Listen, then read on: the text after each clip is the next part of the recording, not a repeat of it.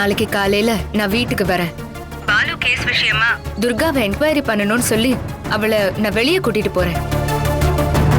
போற வழியில ஒரு இடத்துல நான் ஏற்கனவே செட் பண்ணி வச்சிருந்த ரவுடிங்க என்ன வழி மறைச்சு அட்டாக் பண்ற மாதிரி நடிப்பாங்க. அப்ப துர்கா எப்படி ரியாக்ட் பண்றான்னு நான் பார்க்கணும். அது மூலமா துர்காவோட ரியல் கேரக்டர் என்னன்னு என்னால தெரிஞ்சுக்க முடியும். வீட்ல இன்னோசென்ட்டா இருக்கிற துர்கா அந்த இடத்துல தன் சுயரூபத்தை காட்டுவா. அவன் நிஜமாவே வயலண்ட் ஆனவனா அந்த வயலண்ட் கண்டிப்பா வெளியே வந்தே தீரும். மட்டசேகர் விஷயத்துல மட்டும் இல்ல, பாலு விஷயத்திலயும் துர்கா இன்வால்வ் ஆயிருக்காளாங்கிற உண்மை நமக்கு தெரிய வந்துரும். அதுக்காக தான் இந்த ஏற்பாடை நான் பண்ணிருக்கேன். மேடம், இதுதான் நடக்கும்னு எக்ஸ்பெக்ட் பண்ணி ஒரு ஐடியாவை பண்றீங்க. ஆனா அது வேற மாதிரி நடந்து ஏதாவது ஒரு ஆபத்துல கொண்டு போய் விட்டுற போகுது. உங்களுக்கு அந்த பயமே வேண்டாம். எல்லாருமே நான் ஏற்பாடு பண்ண ஆளுங்க தான். துர்காவுக்கு எந்த ஒரு ஆபத்தும் வரத்துக்கு சான்ஸே இல்ல. ஒருவேளை துர்கா வயலண்ட் ஆனவளா இருந்தா அவ பதிலுக்கு அவனுங்களை அடிச்சு துவம்சம் பண்ணினாதான் உண்டு. அவனுங்க எல்லாம் ப்ரொஃபஷனல்ஸ்.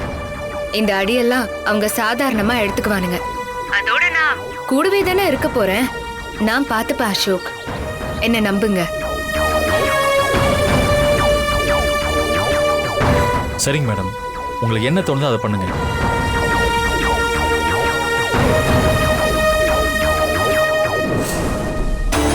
அசோக், பெரியப்பா, நந்தினி ஏதோ நம்ம ஃபேமிலியவே டார்கெட் பண்ற மாதிரி எனக்கு ஃபீல் ஆகுது. நம்ம வீட்டுக்குள்ள புகுந்த திருடனும் அவன் கூட்டாளிகளும் செத்து போனா அதுக்கு நாம எப்படி பொறுப்பாக முடியும்? நந்தினி தான் கேக்குறாங்கன்னா நீ எதுக்காகடா துர்காவை அவன் கூட அனுப்பி வைக்கிற? டேய், நீ ஒரு லாயர்ரா, உனக்கு தெரியாதது எதுவுமே இல்லை. போலீஸ்காரங்களுக்கு பயந்தா எல்லாத்தையும் நம்ம தலையிலேயே கட்ட பாப்பானுங்க. நீ நந்தினிக்கு ரொம்ப இடம் கொடுக்கற, இது நம்ம குடும்பத்துக்கு நல்லதில்லை. இறந்து போன சேகருக்கும் பாலுவுக்கும் எங்க ஜமீனுக்கும் ஏதோ தொடர்பு இருக்கலாம்னு சொன்னீங்களே. 4 பேரும் கூட்டாளிங்களா ஒரு காரியத்தை செஞ்சிருந்தா அந்த காரியத்தை செய்ய சொல்லி ஜமீன் ஏவி விட்டிருந்தா? பெரியப்பா, நந்தினி மேடம் மத்த போலீஸ்காரங்க மாதிரி கிடையாது. ரொம்ப நேர்மையானவங்க.